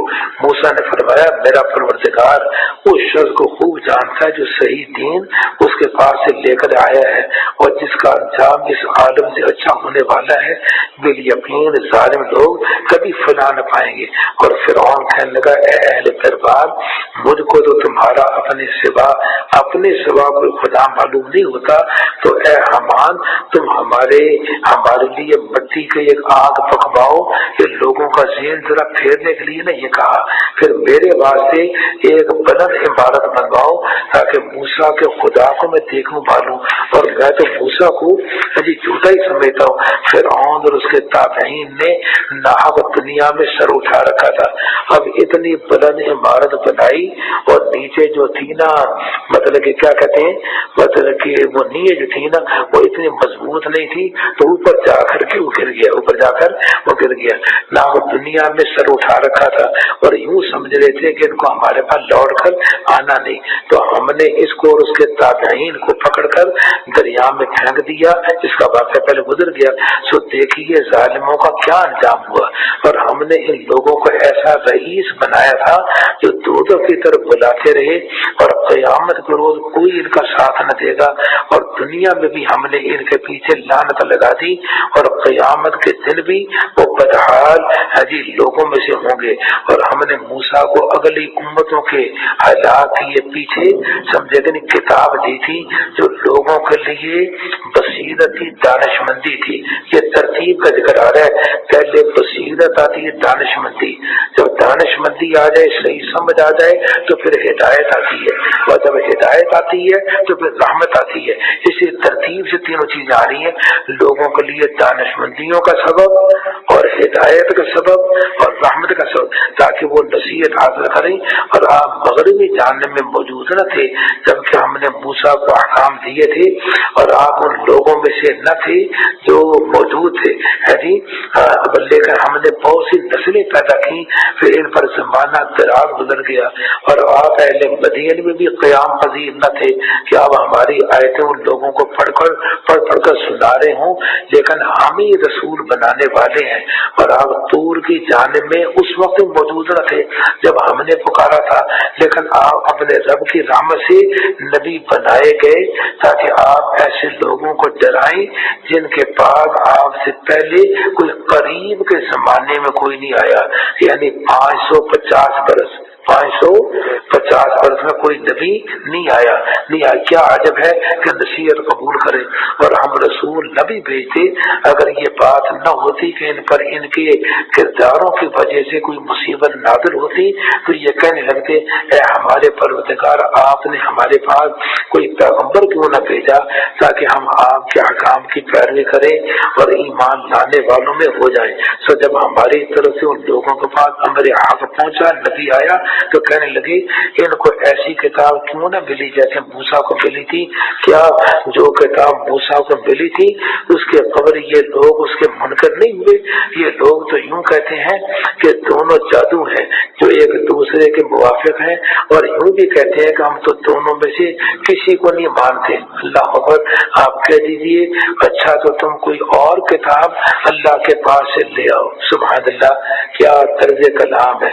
مطلب یہ ہے کہ اگر تم اس کتاب کو وہی نہیں نہ مانتے تو چلو تم کتاب لے آؤ، اگر تم میرے نہیں بنتے تو مجھے اپنا بنا لو، مجھے اپنا یا میرے بن جاؤ، اور اگر میرے نہیں بنتے تو مجھے اپنا بناؤ، تم وہی لے آؤ، تم کتاب لے آؤ، میں اس کتاب کو مان لوں گا، سمجھے گا نہیں؟ تو تم اچھا تو کوئی اور کتاب اللہ کے پاس سے لے آؤ جو ہدایت کرنے میں دونوں سے بہتر ہو، میں اسی کی پیروی کرنے لگوں گا اگر تم سچے ہو۔ پھر اگر یہ لوگ آپ کا کہنا نہ کر سکیں تو آپ سمجھ لیجیے کہ یہ لوگ محض اپنی نفسانی خواہشوں پر چلتے ہیں، اور ایسے شخص سے زیادہ کون گمراہ ہوگا جو اپنی نفسانی خواہش پر چلتا ہو بدون اس کے کہ اللہ کی طرف سے کوئی دلیل ہو۔ اللہ تعالیٰ ایسے ظالم لوگوں کو ہدایت نہیں کیا کرتا، اور ہم نے اس کلام کو ان لوگوں کے لیے وقتاً فوقتاً یکے بعد دیگرے بھیجا تاکہ یہ لوگ نصیحت مانے۔ تو جن لوگوں کو ہم نے قرآن سے پہلے کتابیں دی ہیں نا، یہود و نصارہ، وہ اس پر ایمان لاتے ہیں، اور جب قرآن ان کے سامنے پڑھا جاتا ہے تو کہتے ہیں ہم اس پر ایمان لائے، یعنی اہل کتاب میں مخلص بھی ہیں، ہے جی بے شک یہ حق ہے ہمارے رب کی طرف سے، اور ہم تو اس سے پہلے بھی مانتے تھے۔ ان لوگوں کے ان کی پختگی کی وجہ سے دوہرا ثواب ملے گا۔ حدیث میں آتا ہے کہ اہل کتاب اگر ایمان لے آئے، نصرانی ایمان لے آئے، یہودی ایمان لے آئے، تو ان کو دوہرا ثواب ملے گا۔ کتنا ملے گا؟ ہم سوال پیدا ہوتا ہے کہ حدیث میں جو ذکر آتا ہے نا کہ جو آدمی جن نے 3 کام کیے ان کو دوہرا ثواب ملے گا۔ ایک یہ کہ جس نے باندھی کو آزاد کیا، تو آزاد کرنا بھی ایک نعمت ہے، نیکی کا کام ہے، اور آزاد کر کے پھر اس کی مرضی سے اس سے نکاح کر لیا تو یہ دوسری نعمت ہوئی کہ باندھی کو یعنی مطلب کہ آقا نے اپنے مقام پر پہنچایا، کیونکہ بیوی اور مرد کا مقام ایک ہی ہوتا ہے۔ زوجیت کے رشتے میں کوئی چھوٹا بڑا نہیں، زوجیت میں دونوں برابر ہیں۔ جو مقام حامد کا ہے وہی مقام بیوی کا ہے، تو جو اس کے حقوق کا مستقل وہ اس کے ہیں، اور جو اس کے حقوق ہیں، ہاں گھر میں ایک امیر چاہیے تو امیر اس کو بیان کر دیا، لیکن زوجیت کے اعتبار سے دونوں برابر ہیں۔ اب دیکھو نا، آزاد کرنا، آزاد کر کے پھر بیوی بنانا، تو اس آقا نے اپنے درجے تک اس باندھی کو پہنچایا، یہ بھی ایک نیکی ہے، تو ان کو دوہرا ثواب ملے گا۔ تو انہوں نے 2 نیکیاں کی ہیں، یہ 1 نیکی کی ہے، 2 نیکیاں کی ہیں۔ باندھی کو آزاد کرنا بھی نیکی اور اس کو اپنی بیوی بنانا بھی مقام دیا نا، تو جب 2 نیکیاں کی تو دوہرا ہی ثواب مل رہا ہے نا، تو اس میں کوئی نئی بات کون سی آ گئی، سمجھے گا نہیں؟ تو جو بھی 2 نیکیاں کرے گا دوہرا ثواب ملے گا۔ اس حدیث کا یہ مطلب نہیں، اس آیت کا اس حدیث کا مطلب یہ کہ یہ اہل کتاب جن کی یہ صفتیں آ رہی ہیں، 3 کا ذکر کیا، اگر یہ ایمان لے آئے ان کو دوہرا ثواب ملے گا۔ تو یہ نہیں کہا اولئک یؤتون اجرین کہ ان کو 2 اجر ملیں گے، یوں نہیں کہا اجرہم مرتین، ان کا اجر مرتین ہوگا۔ تو اجر مرتین ہو یہ مسئلہ اور ہے، اور 2 اجر ملے یہ مسئلہ اور ہے۔ تو 2 اجر کا ذکر نہیں، ان کا اجر ہے ہی مرتین، یعنی اور اگر کوئی نیکی کرے گا تو ایک نیکی پر 10 گنا ملے گا، اور انہیں ہر نیکی پر 20 گنا ملے گا۔ ہر نیکی پر کیا ملے گا؟ مقام بھی کتنا اونچا ہے. یہاں دیکھو نا، اگر کسی کو کوئی پیر بنا لے اور پیر انتقال کر دے تو وہ گوارا نہیں کرتا کہ میں نیا پیر بناؤں، میرے پیر کی توہین ہوگی. تو ایک نبی کو مان کر اس نبی کو چھوڑ کر کے نیا نبی مانے تو مشکل کتنا ہے. تو اللہ کہتے ہیں مقام بھی میں نے کتنا اونچا دیا کہ اوروں کو 10 مرتبہ اور تمہیں ہر نیکی پر 20 گنا ملے گا. کہتے ہیں ان لوگوں کو ان کی پختگی کی وجہ سے دوہرا ثواب ملے گا. اور وہ دیکھو نا، اجرہم مرتین یؤتون اجرین نہیں کہا. نیکی سے بدکاری کا تفیہ کرتے ہیں، یہ نیکی سے جو بدکاری کو پیش آتا ہے تو نیکی سے جواب دیتے ہیں. اور ہم نے جو کچھ بھی ان کو دیا ہے اس میں سے خرچ کرتے ہیں.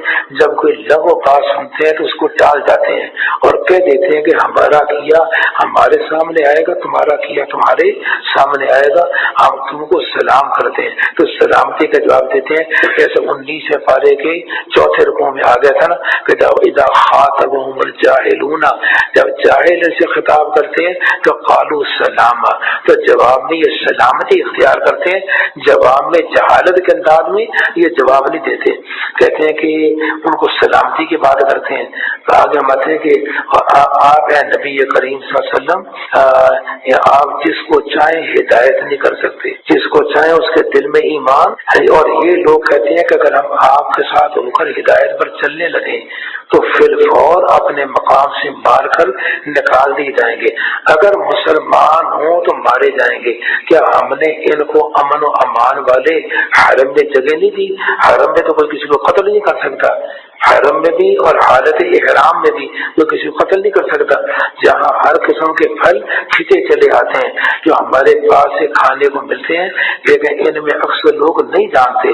اور ہم بہت سی ایسی بستیاں ہلاک کر چکے ہیں جو اپنے سامان عیش میں نازا تھے، سو یہ ان کے گھر میں گھر ہیں کہ ان کے بعد آبادی نہ ہوئے مگر تھوڑی دیر کے لیے، اور آخر کار ہم ہی مالک رہ گئے.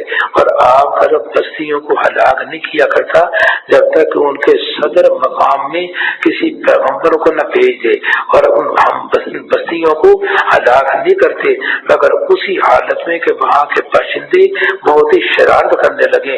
اور جو کچھ تم کو دیا دلایا گیا ہے وہ میں دنیاوی زندگی کے برتنے کے لیے ہے اور یہی کی زینت ہے.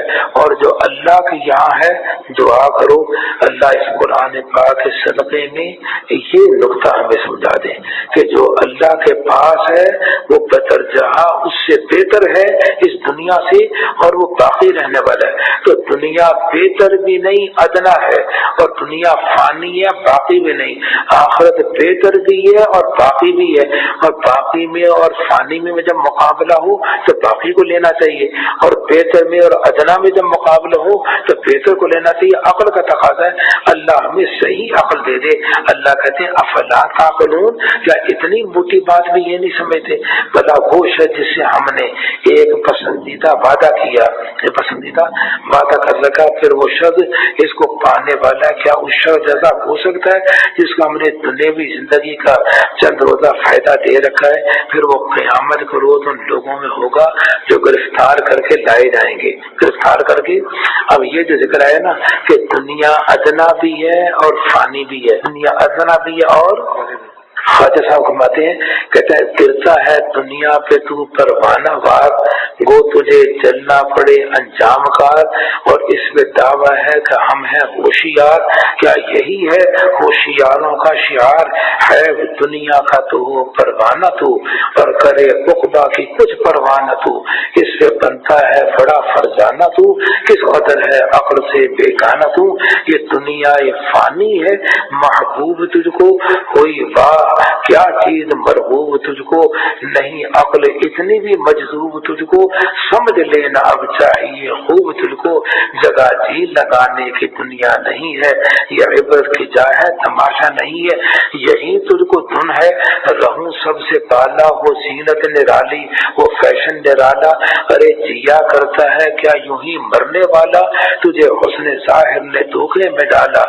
حسن ظاہر پر اگر تو جائے گا عالم فانی سے دھوکہ کھائے گا، یہ منقش سانپ ہے، یہ ڈس جائے، کتنا حسین ہوتا ہے، یہ منقش سانپ ہے، ڈس جائے گا، رہنا غافل یاد رکھ پچھتائے گا۔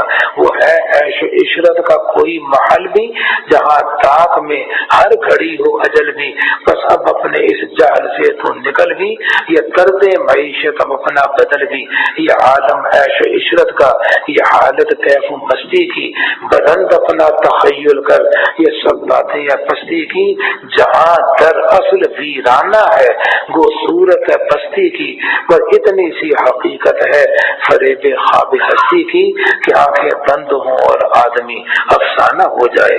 آنے والی ہے یہاں سے تجھ کو جانا ایک دن، اور قبر میں ہوگا ٹھکانا ایک دن، اور منہ خدا کو ہے دکھانا ایک دن، اب نہ غفلت میں گوانا ایک دن۔ سمجھے کہ نہیں؟ فرماتے آنے والی کس سے ٹالی جائے گی، اور جان ٹھہری جانے والی جائے گی، اور روح رگ رگ سے نکالی جائے گی، تجھ پہ ایک دن خاک ڈالی جائے گی۔ تو دنیا فانی ہے، آخرت باقی ہے۔ عقل کا تقاضا یہ ہے کہ فانی کو چھوڑ کے باقی کو اختیار کرو، اور ادنا کو چھوڑ کے اعلیٰ کو اختیار کرو۔ افلا تعقلون، کیا اتنی عقل بھی تمہارے اندر موجود نہیں؟ اور جس دن خدا تعالیٰ ان کافروں کو پکار کر کہے گا کہ وہ میرے شریک کہاں ہیں جن کو تم سمجھ رہے تھے، جن پر خدا کا فرمودہ ثابت ہو چکا ہوگا، وہ بول اٹھیں گے اے ہمارے پروردگار، بے شک یہ وہی لوگ ہیں جن کو ہم نے بہکایا، ہم نے ان کو ویسے ہی بہکایا جیسا ہم خود بہکے تھے، اور ہم آپ کی پیشی میں ان سے دستبرداری کرتے ہیں۔ یہ لوگ ہم کو نہ پوچھتے تھے، ہم صاف انکار کرتے ہیں۔ اور کہا جائے گا اپنے ان شرکاء کو، معبودوں کو بلاؤ، چنانچہ وہ ان کو پکاریں گے تو وہ جواب ہی نہ دیں گے، اور یہ لوگ عذاب کو دیکھ لیں گے، اے کاش یہ لوگ راہ راست پر ہوتے۔ اور جس دن ان کافروں سے پکار کر پوچھا جائے گا کہ تم نے پیغمبروں کو کیا جواب دیا تھا، اس روز ان سے سارے مضامین گم ہو جائیں گے، اور وہ آپس سے پوچھ پاچھ بھی نہ کر سکیں گے۔ البتہ جو شخص توبہ کرے، ایمان لے آئے، نیک کام کیا کرے، تو ایسے لوگ امید ہے کہ فلاح پانے والوں میں سے ہوں گے۔ آگے اور آپ کا رب، سبحان اللہ، آپ کا رب جس چیز کو چاہتا ہے پیدا کرتا ہے، یعنی نبوت آپ کو دے دی۔ اب یہ نہیں کہتے تھے ولید بن مغیرہ کو سمجھے گے طائف کے اندر وہ دے دیتے، اور بڑا عروہ بن مسعود ثقفی ہے یہ طائف کا امیر بن جاتا، نبوت دینی تھی ان کو دے دیتے، اور سمجھے کہ مکہ مکرمہ میں ولید بن مغیرہ کو دے دیتے تو کسی بڑے مالدار کو اس کو دیتے۔ تو یہ کیا ہے کہ ایک یتیم کے گھر کے اندر نبوت دے دی۔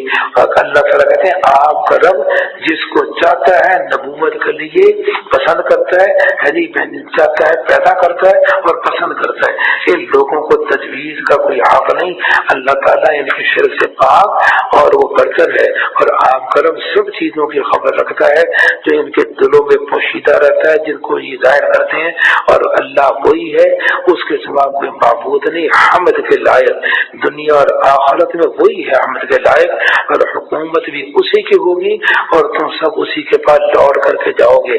آگے عجیب ہے، کہتے ہیں اللہ کے نبی بھلا یہ تو بتلاؤ، اگر اللہ تعالیٰ آپ کہہ دیجئے اے مشرکین مکہ یہ تو بتلاؤ، اگر اللہ تعالیٰ تم پر ہمیشہ کے لیے قیامت تک رات ہی رہنے دے تو خدا کے سوا کوئی ہے معبود ایسا جو تمہارے لیے روشنی کو لے کر کے آئے؟ تو کیا تم سنتے نہیں؟ اور آپ یہ بھی کہیے بھلا یہ تو بتلاؤ، اگر اللہ تعالیٰ تم پر ہمیشہ کے لیے قیامت تک دن ہی رہنے دے تو خدا کے سوا وہ کون سا معبود ہے جو تمہارے لیے رات کو لے آئے جس میں تم آرام پاؤ؟ کیا تم نہیں دیکھتے؟ اور اس نے اپنی رحمت سے تمہارے لیے رات اور دن کو بنایا تاکہ تم رات میں آرام کرو، تاکہ اس کی روشنی میں دن میں روزی تلاش کرو، تاکہ تم شکر کیا کرو۔ اور جس دن اللہ تعالیٰ ان کو پکار کر فرمائے گا کہ جن کو تم میرا شریک سمجھتے تھے وہ کہاں گئے، اور ہم ہر امت میں سے ایک ایک کو گواہ کر کر کے لائیں گے، پھر ہم کہیں گے اپنی دلیل پیش کرو، سو ان کو معلوم ہو جائے گا کہ سچی بات تو خدائی नहीं की थी और जो कुछ बातें करा करते थे किसी को पता न रहेगा। अब ये मतलब कि कारून जो था ना, मूसा अलैहिस्सलाम का चचा यसर का बेटा था, ये चचाजाद भाई था। उसका वाक़या बयान करते, पहले बड़ा नेक था, कारी था, तौरात की क़िराअत करने वाला था, समझेगा नहीं। मगर जब दौलत आई, इतनी दौलत आई जिसकी पूंजियां उठाने के लिए एक बड़ा जत्था चाहिए था। तो जब पूंजियां इतनी बड़ी थी तो खजाना कितना बड़ा होगा, उस वाक़े का जिक्र आ रहा है कि जब कारून मूसा की बिरादरी में से था, चचा भाई था, तो वो इन लोगों के मुकाबले में तकब्बुर करने लगा। जब माल आया और हमने उसको इस कदर खजाने दिए थे कि उनकी पूंजियां कई जोर आवर शख्सों को गरा पार कर देती थी। जब उसको इसकी बिरादरी ने कहा कि तू तकब्बुर मत कर, बाकी अल्लाह ताला इतराने वालों को पसंद नहीं करता। बाज़ों ने कहा है कि इसके पास इल्म कीमिया था। इल्म कीमिया होता है ना कि तांबे से सोना बना ले, तांबे से सोना बना ले। तो बहरहाल ये बात चलती है।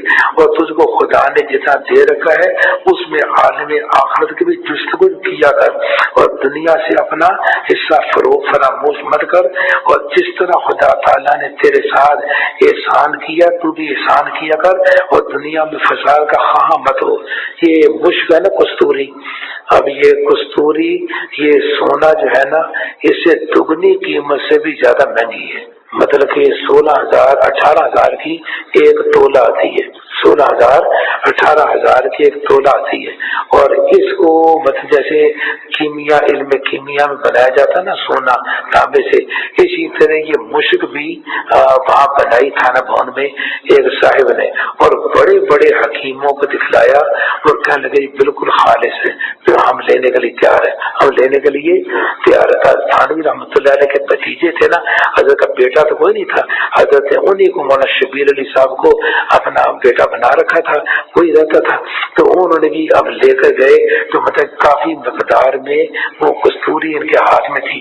वो अत्तार के पास गए, अत्तार ने कहा बिल्कुल खालिस है, मैं खरीदने के लिए तैयार हूँ। उसी अत्तार के सामने इन्होंने उसको रेजा रेजा किया और गंदे नाले में उसको बहाया, गंदे नाले में।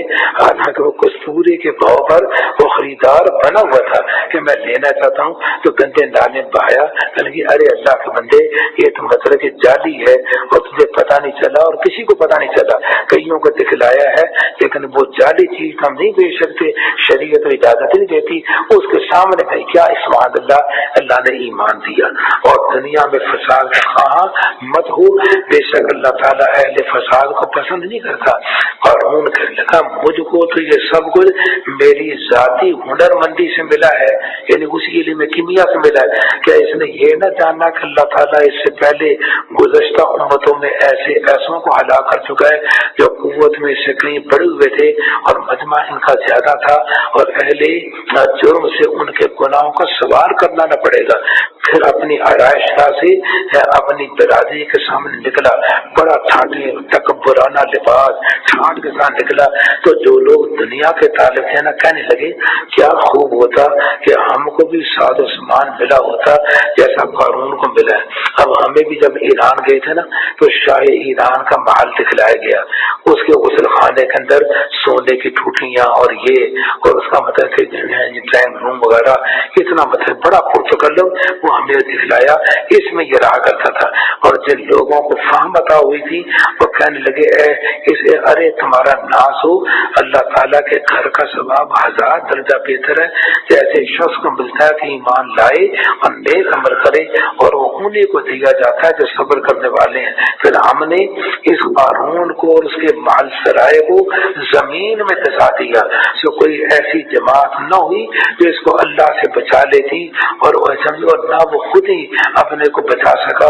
और कल जो लोग इस जैसे होने की तमन्ना कर रहे थे वो कहने लगे बस जी यूं मालूम होता है अल्लाह अपने बंदों में से जिसको चाहे ज्यादा रोजी दे देता है और जिसको चाहे तंगी देता है। और अगर हम अल्लाह ताला की हम पर फिर पानी न होती तो हमको भी धसा देता।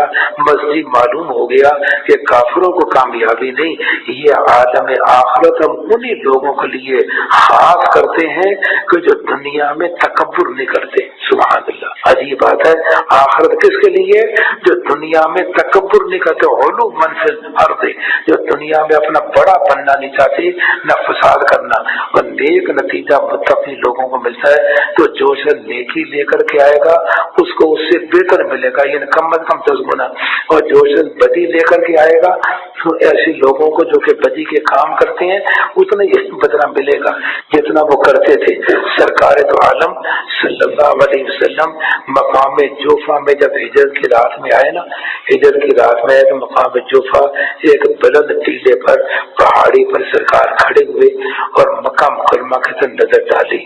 جب مکہ کو چھوڑ کے جا رہے تھے نا، نظر ڈالی تو آنسو آنا شروع ہو گئے، آنسو آنا شروع ہوئے۔ مجھے وطن کی یاد آئی جہاں بچپنا گزرا، سمجھے کہ نہیں، 40 سال کی عمر میں دعوی نبوت کیا اور 13 سال مکہ مکرمہ میں گزارے، اب چھوڑ کر کے جا رہے ہیں تو دیکھا تو آنسو آ گئے۔ تو کہنے لگے اے مکہ تو کتنا پیارا ہے جی، ہے جی، کتنا اچھا تو بلد ہے، کتنا پیارا ہے، ما اطیب بلد ہے جی، اچھا ہے، اگر یہ قوم مجھے نہ نکالتی تو میں تجھے چھوڑ کر کے نہ جاتا۔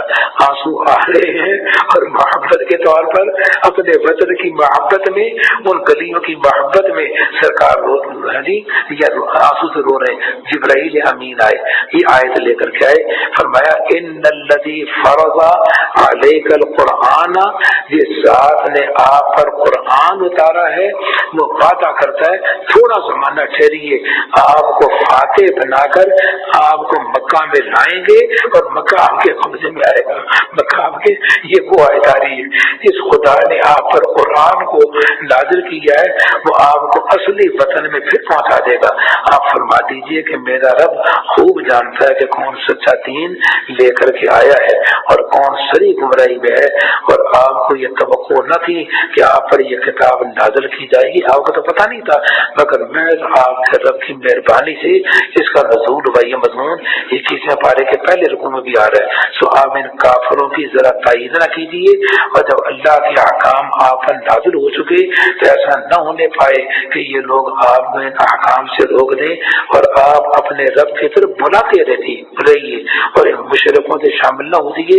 اللہ کے ساتھ کسی معبود کو نہ پکارنا، اس کے سوا کوئی معبود نہیں، نہ ذات میں، نہ صفات میں، نہ افعال میں، نہ صفت معبودیت میں، سب چیزیں فنا ہونے والی ہیں بس اس کی ذات کے، اسی کی حکومت ہے اور اسی کے بعد تم سب کو جانا ہے۔ سورہ عنکبوت ہی مکیہ ہے، بسم اللہ الرحمن الرحیم، اس میں اکثر ذکر آ رہا ہے مشقتوں کا، مجاہدات کا، ان کا مقابلہ کرنے کا۔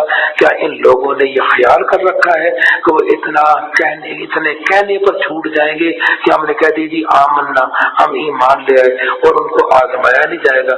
ہم تو ان لوگوں کو بھی آزما چکے ہیں جو ان سے پہلے ہو گزرے ہیں، تو اللہ تعالیٰ ان لوگوں کو جان کر کے امتحان لے کر کے رہے گا جو سچے تھے، اور جھوٹوں کو بھی جان کر کے رہے گا۔ یہ دوسرے پہلے کے پہلے رکوع میں جاننے کا معنی میں نے بیان کیا تھا۔ اور ہاں، کیا جو لوگ برے کام کر رہے ہیں وہ یہ خیال کرتے ہیں کہ ہم سے کہیں نکل بھاگیں گے، ان کی یہ تجویز نہایت ہی بیہودہ ہے۔ جو شخص اللہ سے ملنے کی امید رکھتا ہو تو اللہ کا وہ سمجھ فإن اجر اللہ، وہ معین وقت ضروری آنے والا ہے، وہ سب کچھ سنتا، سب کچھ جانتا ہے۔ جو شخص محنت کرتا ہے، مجاہدہ کرتا ہے، وہ اپنے لیے مجاہدہ کرتا ہے۔ خدا تعالیٰ کو تمام جہان والوں میں کسی کی حاجت نہیں، جو لوگ ایمان لائے، نیک کام کرتے ہیں، ہم ان کے گناہ ان سے دور کر دیں گے، ان کو ان کے اعمال کے زیادہ اچھا بدلہ عطا فرمائیں گے۔ یہ عجیب واقعہ پیش آیا کہ سعد بن ابی وقاص جب ہجرت کر کے نا مدینہ منورہ آ گئے تو ان کی والدہ نے قسم کھا لی، کہنے لگی میں نہ کھانا کھاؤں گی نہ پانی پیوں گی، سمجھے کہ جب تک سعد سمجھے کہ ایمان کو چھوڑ کر اپنے پہلے مذہب پر اپنا نہ آ جائیں۔ تو لوگ پہنچے مدینہ منورہ میں سعد کے پاس، کہنے لگے ماں نے یہ قسم کھائی ہے وہ مر جائے گی، مرتے دم تک اس نے پانی نہیں پینا اور یہ نہیں کرنا۔ تو لیکن توحید کا نشہ ان کو ایسا تھا جو حقیقت ہی، تو کہنے لگا ایک ماں کا ذکر کرتے ہو، اگر اس مقام پر 100 جانیں بھی اگر قربان ہو جائیں تو میں توحید کو نہیں چھوڑ سکتا، میں توحید کو اس کا ذکر کرتے ہیں۔ یعنی ہم نے انسان کو اپنے ماں باپ کے ساتھ نیک سلوک کرنے کا حکم دیا ہے، یہ کل انشاءاللہ 21 پارے میں بھی آ رہا ہے۔ اور اگر وہ دونوں تجھ پر اس بات کا زور ڈالیں کہ تو ایسی چیز کو میرا شریک ٹھہرا جس کی کوئی دلیل تیرے پاس نہیں، تو تم ان کا کہنا نہ ماننا، تم سب کو میرے پاس لوٹ کر کے آنا ہے، میں تم کو تمہارے سب کام بتلاؤں گا۔ اور جو لوگ ایمان لائے ہوں گے، نیک عمل کیے ہوں گے، ان کو نیک بندوں میں ہم داخل کریں گے۔ اور بعض آدمی ایسے بھی ہیں جو کہہ دیتے ہیں ہم اللہ پر ایمان لائے، پھر جب ان کو رائے خدا میں کوئی تکلیف پہنچائی جاتی ہے نا، ایمان لائے بھی اگر اچھا دنیا اچھی ہوئی نا پھر ایمان پر رہیں گے، جب آزمائش آئی تو لوگوں کی اظہار ثانی کو ایسا سمجھ جاتے ہیں جیسے خدا کا عذاب۔ اگر کوئی مدد آ کے رب کی طرف سے آ پہنچی تو کہتے جی ہم تو تمہارے ساتھ ہیں، یہ مدد بڑا اچھا ہے۔ کیا اللہ تعالیٰ کو دنیا جہان والوں کے دلوں کی باتیں معلوم نہیں؟ اللہ تعالیٰ ایمان والوں کو خوب معلوم کر کے رہے گا، امتحان کر کے، اور منافقوں کو بھی معلوم کر کے رہے گا۔ اور کفار مسلمانوں سے کہتے ہیں کہ تم ہماری راہ چلو، اچھا چلو فرض کرو کہ جہنم ہے جنت ہے، لیکن ہم وعدہ کرتے ہیں اگر جہنم میں جانا ہوا تمہاری جگہ سزا ہم بھگت لیں گے، تمہاری جگہ ہم، تو کہتے ہیں کہ تم ہماری راہ پر چلو، تمہارے گناہ ہمارے ذمہ۔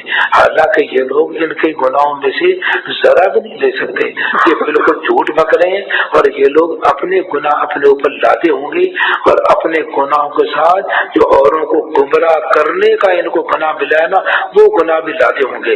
اور یہ لوگ جیسی جیسی جھوٹی باتیں بناتے تھے قیامت میں ان سے بات پر ضرور ہوگی۔ آگے مطلب کہ وہ نوح علیہ السلام کا واقعہ میں نے کہا تھا کہ وہ آ رہا ہے نا 950 برس ان کے اندر رہے، 40 سال میں تو نبوت ملی، اور جب وہ آیا قحط آیا تو 60 برس بعد میں زندہ رہے، تو 1050 سال بن گئے، کتنے بن گئے؟ 1000۔ اور ہم نے نوح کو ان کی قوم کی طرف بھیجا تو وہ ان میں 50 سال کم 1000 برس رہے، پھر ان کو طوفان نے 950 برس تبلیغ کی اور وہ بڑے ظالم تھے، پھر ہم نے ان کو اور کشتی والوں کو بچا لیا جس کا ذکر 12 پارے میں آ چکا ہے۔ اور ہم نے اس واقعے کو تمام جہان والوں کے لیے موجب عبرت بنایا، اور ہم نے ابراہیم کو بھیجا جبکہ انہوں نے اپنی قوم سے فرمایا کہ تم اللہ کی عبادت کرو اور اس سے ڈرو، یہ تمہارے لیے بہتر ہے اگر تم کوئی سمجھ رکھتے ہو۔ تم لوگ اللہ کو چھوڑ کر محض بتوں کو پوج رہے ہو اور جھوٹی باتیں تراشتے ہو، تم خدا کو چھوڑ کر جن کو پوج رہے ہو وہ تم کو بھی رزق دینے کا اختیار نہیں رکھتے، سو تم لوگ رزق خدا کے پاس سے تلاش کرو، اسی کی عبادت کرو، اسی کا شکر کرو، تم سب کو اسی کے پاس واپس جانا ہے۔ اور واپس جانا وہاں بولتے ہیں جہاں سے آیا ہو، اور مطلب دنیا وطن ہی نہیں، یہ تو ایک منڈی ہے، اصل وطن ہمارا وہ ہے۔ اور اگر تم لوگ مجھ کو جھوٹا سمجھو تو تم سے پہلے بھی بہت سی امتیں جھوٹا سمجھ چکی ہیں، اور پیغمبر کے ذمے صرف صاف طور پر پہنچا دینا ہے۔ کیا ان لوگوں کو یہ معلوم نہیں کہ اللہ تعالیٰ کس طرح مخلوق کو اول بار پیدا کرتا ہے پھر وہی دوبارہ اس کو پیدا کرے گا؟ یہ اللہ کا نزدیک بہت ہی آسان بات ہے۔ آپ کہیے تم لوگ ملک میں چلو پھرو اور دیکھو کہ خدا تعالیٰ نے مخلوق کو کس طور پر اول بار پیدا کیا ہے، پھر اللہ پچھلی بار بھی پیدا کرے گا۔ بے شک اللہ ہر چیز پر قادر ہے، جس کو چاہے گا عذاب دے گا، جس پر چاہے گا رحمت فرمائے گا۔ تم سب اسی کے پاس لوٹ کر کے جاؤ گے، اور تم نہ زمین میں ہرا سکتے ہو نہ آسمان میں، اور خدا کے سوا تمہارا نہ کوئی کارساز ہے نہ کوئی مددگار ہے۔ اور جو لوگ خدا تعالیٰ کی آیتوں کے اور اس کے سامنے جانے کے منکر ہیں وہ لوگ میری رحمت سے نا امید ہوں گے، اور یہی ہے جن کو عذاب دردناک ہوگا۔ سو ان کے قوم کا جواب بس یہ تھا کہ کہنے لگے ان کو یا تو قتل کر ڈالو یا ان کو جلا دو۔ سو اللہ تعالیٰ نے ان کو اس آگ سے بچا لیا۔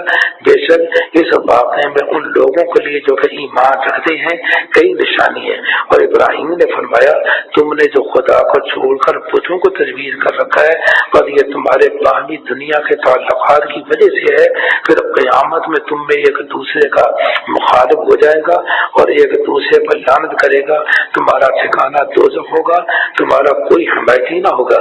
تو صرف لوط نے ان کی تصدیق فرمائی اور ابراہیم نے فرمایا میں اپنے پروردگار کے طرف वतन करके चला जाऊंगा, बेशक वो जबरदस्त हिकमत वाला है। और हमने इनको इसहाक और याकूब में इनायत फरमाया, और हमने इनकी नस्ल में नबूवत और किताब को कायम रखा, और हमने इनका सिला उनको दुनिया में भी दिया, और वह आखिरत में भी नेक बंदों में थे।